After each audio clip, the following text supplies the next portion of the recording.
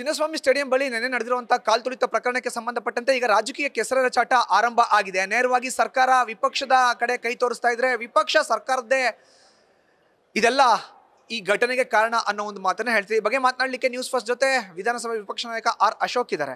ಅಶೋಕ್ ಅವರು, ಈಗ DCM ಕೂತು ಕಾರ್ ಮೇಲ್ಗಡೆ ಕಣ್ಣೀರು ಹಾಕ್ತಾರೆ.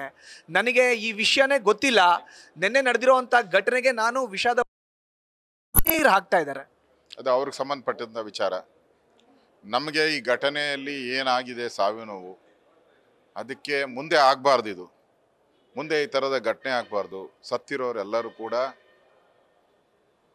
ಬಾಲಕರು, 21 ವರ್ಷ ವಯಸ್ಸು, 23 ವರ್ಷ ವಯಸ್ಸವರು. ಅದಕ್ಕೆ ಆ ನೋವಿನಿಂದ ನಾವು ಹೇಳಿದ್ದೀರಷ್ಟೇ. ಇದರಲ್ಲಿ ರಾಜಕಾರಣ ಮಾಡಬೇಕು ಅಂತ ನಮ್ಮ ಪಾರ್ಟಿಗೂ ಅನಿಸಿಲ್ಲ, ನಮಗೂ ಅನಿಸಿಲ್ಲ. ನಾವು ಈ ಒಂದು ಘಟನೆಯಿಂದ ಸರ್ಕಾರ ಪಾಠ ಕಲ್ತಿದೆಯಾ ಅಂತ ನಾವು ಯೋಚನೆ ಮಾಡಿದ್ರಿ. ಪಾಠ ಕಲೀಲಿಲ್ಲ. ಅವ್ರು ಬೇರೆಯವ್ರ ಮೇಲೆ ತಪ್ಪಾಗ್ತಾ ಇದ್ದಾರೆ. ಇದು KCA ಸ್ಟೇಡಿಯಂ ಅವರು, IPL ಅವರು, RCB ಅಂತ. ಹಂಗಾರೆ ಸರ್ಕಾರ ಸತ್ತೋಗಿದೆ. ಅದಕ್ಕೋಸ್ಕರ ನಾವು ಕೇಳ್ತಾ ಇದ್ರಿ. ಇದು ರಾಜಕೀಯ ಏನು ಬಂತು? ನೀವು ಯಾರನ್ನೋ ಬರ್ತಾ ಆಗಲಿ, IPL ಅವ್ರ ಮೇಲೇ ಕೇಸ್ ಹಾಕಿ, RCB ಮೇಲೆ ಕೇಸ್ ಹಾಕಿ. ಯಾಕೆ ಹಾಕಿಲ್ಲ? ಹಂಗಾರೆ ಈಗ ಸಾವಿಗೆ ಯಾರಾದ್ರೂ ಒಬ್ಬರನ್ನ ತಪ್ಪಿತ ತೋರಿಸ್ಬೇಕಲ್ಲ. ತೋರಿಸಿ, IPL ಅವ್ರನ್ನ ತೋರಿಸಿ. ನೀವು ಯಾರನ್ನೂ ತೋರಿಸ್ದೆ ನಾವಲ್ಲ ಅಂತ ಹೇಳಿದ್ರೆ ವಿರೋಧ ಪಕ್ಷವಾಗಿ ನಾವೇನು ಮಾಡಬೇಕು? ಈಗ ಜನ ನಮ್ಮನ್ನು ಪ್ರಶ್ನೆ ಕೇಳ್ತಾ ಇದ್ದಾರೆ. ಜನ ಎಲ್ಲ ಬಂದು ನಮ್ಮನ್ನು ಪ್ರಶ್ನೆ ಕೇಳ್ತಾರೆ, ಏನು ಇದಕ್ಕೆ ನ್ಯಾಯ ಕೊಡಿ ಅಂತ. ನಾವೇನು ಮಾಡಬೇಕು? ಸರ್, ನಿನ್ನೆ CM ಪ್ರೆಸ್ ಮೀಟ್ ಮಾಡಿದಾಗ ಹೇಳಿದ್ದಾರೆ ಸರ್ಕಾರದ ಕಾರ್ಯಕ್ರಮನೇ ಅಲ್ಲ. ಅಂದರೆ ಟ್ವೀಟ್ ಯಾಕೆ ಮಾಡಿದ್ರು? ಜನ ಬನ್ನಿ, ಇವ್ರ ಕಾರ್ಯಕ್ರಮ ಅಲ್ಲ. ಈಗ ಇವ್ರದ್ದು ಮದುವೆ ಅಲ್ಲ, ಇವ್ರ ಮನೆ ಮದುವೆ ಅಲ್ಲ ಅಂದಮೇಲೆ ಇವರೇ ಟ್ವೀಟ್ ಮಾಡಿದಲ್ಲ, ಬನ್ನಿ ವಿಧಾನಸೌಧದಲ್ಲಿ ಸನ್ಮಾನ ಮಾಡ್ತೀನಿ ಅಂತ ಮುಖ್ಯಮಂತ್ರಿನೇ ಟ್ವೀಟ್ ಮಾಡಿದಾರಲ್ಲ. ಇವ್ರ ಕಾರ್ಯಕ್ರಮ ಅಲ್ಲ ಅಂತ ಹೇಳಿದ್ಮೇಲೆ ಇವ್ರು ಯಾಕೆ ಕರೆಯೋ ಅಧಿಕಾರ ಇವ್ರಿಗೆ ಯಾರು ಕೊಟ್ಟರು?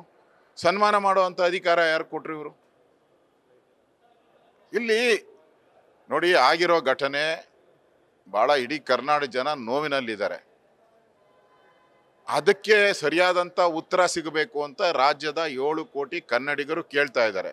ಮುಖ್ಯಮಂತ್ರಿ ತಪ್ಪಿಸ್ಕೊಂಡು ಹೋಗ್ತಾ ಇರೋದ್ರಿಂದ ಈ ಘಟನೆಗಳು ರಾಜಕೀಯವಾಗಿ ಪರಿವರ್ತನೆ ಆಗ್ತಾ ಇದೆ. ಅವರು ಮಾರಲ್ ರೈಟ್ಸ್ ಕೊಟ್ಬಿಟ್ಟು, ಇಲ್ಲ ಇದು ಆಗಿರೋ ಘಟನೆ ನನಗೆ ನೋವಾಗಿದೆ, ನಮ್ಮ ಫೇಲೂರು ಅಂತ ರಾಜೀನಾಮೆ ಕೊಟ್ಬಿಟ್ಟಿದ್ರೆ ಯಾರು ಕೇಳ್ತಾನೆ ಇರಲಿಲ್ಲ. ಇಲ್ಲ, ಇದು ನಾವು ಮಾಡಿಲ್ಲ, IPL ಅವರು ಮಾಡಿರೋದು, ಅವ್ರನ್ನ ಕೂಡಲೇ 24 ಗಂಟೆವರೆಗೆ ಅವ್ರನ್ನ ಬಂಧಿಸಿ ಅವ್ರನ್ನ ಕೋರ್ಟ್ ಮುಂದೆ ನಿಲ್ಲಿಸ್ತೀನಿ ಅಂತ ಹೇಳಿದರೆ ಅದನ್ನು ಜನ ನಂಬ್ತಾ ಇದ್ರು. ನೀವು IPL ಅವ್ರನ್ನೂ ಬಂಧಿಸಿಲ್ಲ, ನೀವು ರಾಜೀನಾಮೆ ಕೊಟ್ಟಿಲ್ಲ, ಯಾರನ್ನ ಕೇಳೋದು? ಈಗ ನನ್ನ ಕಡೆಯ ಪ್ರಶ್ನೆ ಸರ್, ರಾಜೀನಾಮೆ ಈಗ CM, DCM, ಹೋಮ್ ಮಿನಿಸ್ಟರ್ ರಾಜೀನಾಮೆ ಕೊಡಬೇಕು. ಇಲ್ಲ ಅಂದರೆ RCB ಮೇಲೆ, IPL ಮೇಲೆ ಕೇಸ್ ದಾಖಲು ಮಾಡಬೇಕು. ಯಾರು ಅಪರಾಧಿ ಅನ್ನೋದು ರಾಜ್ಯದ ಜನದ ಮುಂದೆ ಇಡಬೇಕು ಸರ್ಕಾರ. ಇಲ್ಲ ಅಂದರೆ ಸರ್ಕಾರ ರಾಜೀನಾಮೆ ಕೊಡಬೇಕು. Thank you sir. ಇದು ಒಟ್ಟಾರೆ ಆರ್ ಅಶೋಕ್ ಅವರ ರಿಯಾಕ್ಷನ್. ಕ್ಯಾಮರಾ ಪರ್ಸನ್ ಅವಿರಾಜ್ ಜೊತೆ Madhusudan, news first Kannada, Bengaluru. News first ನಿರ್ಭೀತಿಯಿಂದ ನಿಮ್ಮ ಪರವಾಗಿ.